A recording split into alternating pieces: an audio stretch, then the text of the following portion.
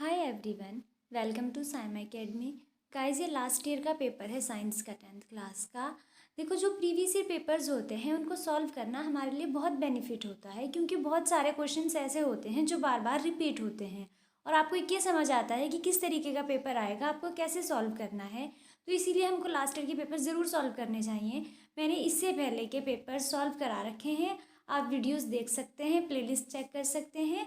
और ये last year का पेपर है 10th क्लास का। तो अब हम इसको सॉल्व करते हैं। देखो, स्टार्ट करते हैं यहाँ से। ये इस तरह से हमारा पेपर आता है।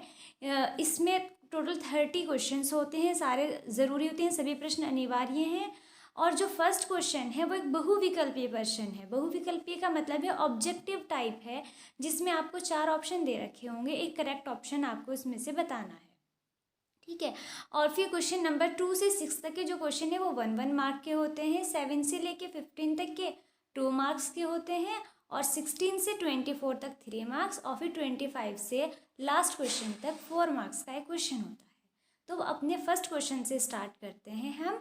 यहाँ पे देखो, इसमें फर्स्ट पार्ट है। फर्स्ट क्वेश्चन में एक विलयन लाल लिटमस को नीला कर देता है। इस विलयन का पीएच मान संभवतः होगा। A solution turns red litmus to blue. Its pH value is likely to be. कोई सॉल्यूशन है जिसकी पीएच क्या है, हमें पीएच बतानी है, वो लाल लिटमस को नीला कर देता है, रेड लिटमस को ब्लू कर देता है। तो कौन होते हैं वो? देखो, जो एसिड होते हैं वो तो करते हैं नीले लिटमस को लाल, और जो बेस होते हैं यानी क्षार होते हैं वो करते हैं लाल लिटमस को नीला।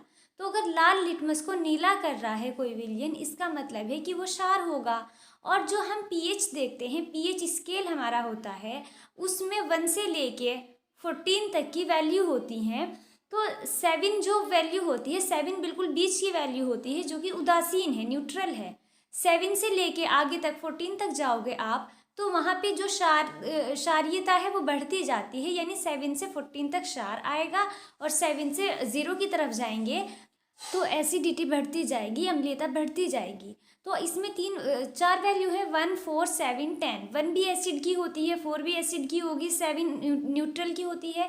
7 से ज़्यादा एक ही वैल्यू है, 10 है। तो 10 क्या होगा? इस विलयन का पीएच होगा। अगर कोई रेड लिटमस को ब्लू कर रहा है, इसका मतलब वो एक बेस है, वो एक क्षार है, और बेस की वैल्यू हमेशा 7 से ज़्यादा होगी पीएच वैल्यू। तो इस पर जो इसका ऑप्शन 4 है वो करेक्ट आंसर होगा। ये मैंने पूरी एक्सप्लेनेशन लिख रखी है, आप इसको रीड कर सकते हैं, समझ सकते हैं यहाँ से। अब देखते हैं अपना सेकंड पार्ट इस क्वेश्चन का। सेकंड पार्ट में पूछा है विरंजक चूर्ण का रासायनिक सूत्र, the chemical formula of bleaching powder. जो ब्लीचिंग पाउडर का केमिकल फॉर्मूला होता है CaOCl2, जो सेकंड ऑप्शन है इसमें। लेकिन आपको बाकी 4 ऑप्शन भी चेक कर लो कि भाई हो सकता है नेक्स्ट टाइम इनको पूछ लें।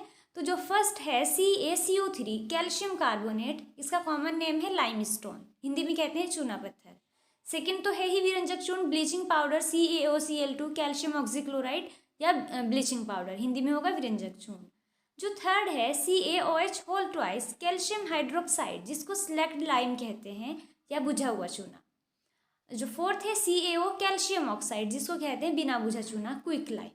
ठीक है, तो इसमें ऑप्शन सेकंड करेक्ट होगा, क्योंकि इसमें ब्लीचिंग पाउडर पूछा है CaOCl2। उसके बाद ही इसमें थर्ड पार्ट, निर्वात में प्रकाश की चाल, the speed of light in vacuum.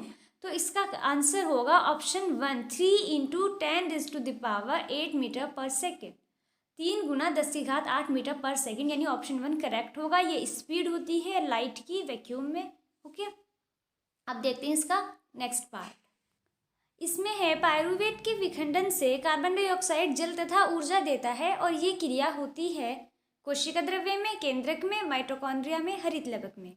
The break down of pyruvate to give carbon dioxide, water and energy takes place in option A cytoplasm, second nucleus, third mitochondria and fourth chloroplast. तो हमें बताना है कि pyruvate के break down से जो carbon dioxide, water और energy बनते हैं वो किस पार्ट में होते हैं? इन 4 में से।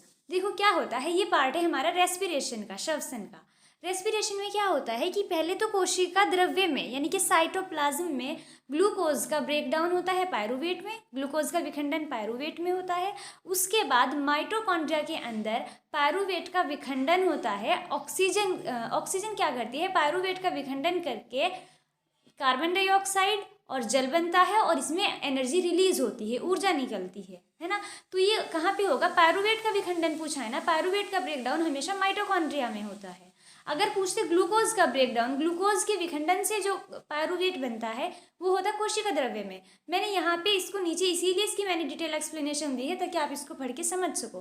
पायरूवेट का जो ब्रेकडाउन होता है वो होता है माइटोकॉन्ड्रिया में। तो ऑप्शन थर्ड जो इसका करेक्ट आंसर होगा।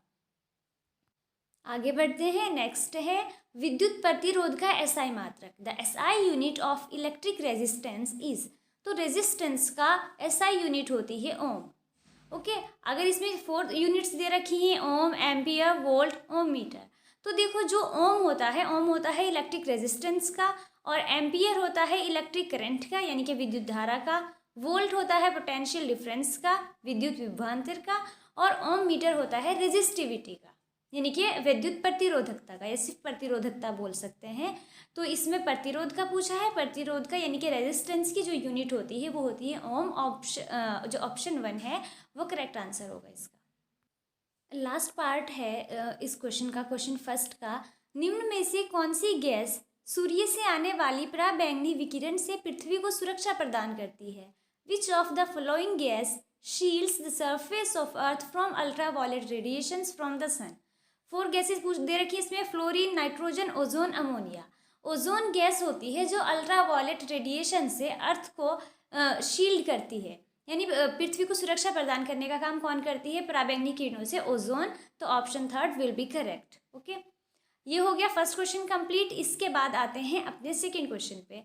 द्विविस्थापन अभिक्रिया का एक उदाहरण दीजिए। Give an example of double displacement reaction. तो डबल डिस्प्लेसमेंट रिएक्शन क्या होती हैं? जिनमें 2 रिएक्टेंट्स के बीच में आयंस का एक्सचेंज होता है, यानी 2 अभिकारकों के मध्य आयनों का आदान प्रदान होता है। जैसे ये रिएक्शन है हमारी, सोडियम सल्फेट है Na2SO4 और यहाँ पे है ये BaCl2 बेरियम क्लोराइड। इनमें क्या हुआ, यहाँ पे सोडियम के साथ तो सल्फेट आयन है और बेरियम के साथ क्लोराइड आयन है। इनको जब हम रिएक्ट कराएंगे, इनमें रिएक्शन होगी, तो क्या होगा, जो BaCl2 के साथ यानी बेरियम क्लोराइड में क्लोराइड आयन है वो सोडियम के साथ आ जाएगा। तो क्या बन जाएगा यहाँ पे सोडियम क्लोराइड, और जो सोडियम सल्फेट के साथ सल्फेट आयन है SO4 है वो बेरियम के साथ आ जाएगा। तो ये हो जाएगा बेरियम सल्फेट।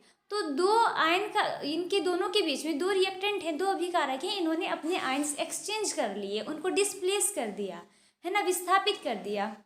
इसलिए 2 आयन्स का एक्सचेंज हुआ है, इसलिए इसको बोलते हैं डबल डिस्प्लेसमेंट रिएक्शन, द्विविस्थापन अभिक्रिया। इसमें सिर्फ एग्जाम्पल देना था। अगर इसमें ये भी पूछे कि आपको उसकी डेफिनेशन भी बतानी है तो आप यही लिखोगे, जिस रिएक्शन में 2 रिएक्टेंट्स के बीच में आयन्स का एक्सचेंज होता है तो वो होती है डबल डिस्प्लेसमेंट रिएक्शन, यानी अभिकारकों के मध्य आयनों का आदान प्रदान होता है, तो द्विविस्थापन अभिक्रिया कहलाती है। इसका ये एग्जाम्पल हो जाएगा। आई होप आपको ये क्लियर हुआ होगा। अगर आपको कोई डाउट है, समझ नहीं आ रहा है, तो आप मुझे कमेंट बॉक्स में बाद में बता सकते हैं। इसके बाद है हमारा थर्ड क्वेश्चन। एक गोलीय दर्पण की वक्रता त्रिज्या 25 सेंटीमीटर है, इसकी फोकस दूरी क्या होगी? The radius of curvature of spherical mirror is 25 centimetre, what will be it's focal length? हमें यहाँ पे रेडियस ऑफ कर्वेचर दी हुई है, फोकल लेंथ निकालनी है। रेडियस ऑफ कर्वेचर और फोकल लेंथ में रिलेशन क्या होता है? हमेशा जो रेडियस ऑफ कर्वेचर होती है वो फोकल लेंथ का डबल होती है, यानी focal length radius of curvature का आधा होगी। ठीक है, वक्रता त्रिज्या फोकस दूरी की 2 गुनी होती है, तो फोकस दूरी क्या हो जाएगी? वक्रता त्रिज्या की आधी। तो इसका फॉर्मूला बनेगा F = R/2। R क्या है? हमारी रेडियस ऑफ कर्वेचर जो हमको दिया है 25 सेंटीमीटर। फोकल लेंथ यानी कि हमें फोकस दूरी निकालनी है, तो क्या हो जाएगा फॉर्मूला?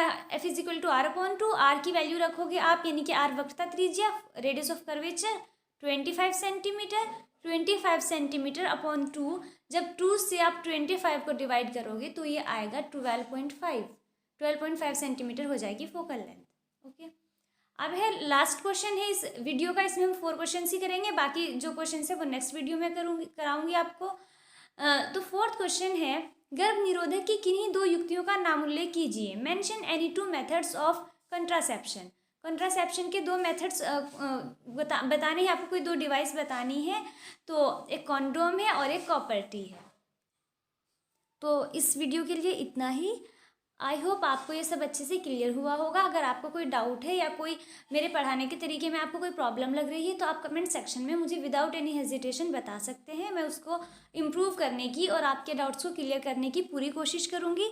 अगर वीडियो पसंद आई है तो प्लीज़ लाइक ज़रूर कीजिएगा और चैनल को सब्सक्राइब करना मत भूलिएगा। Thank you so much for watching.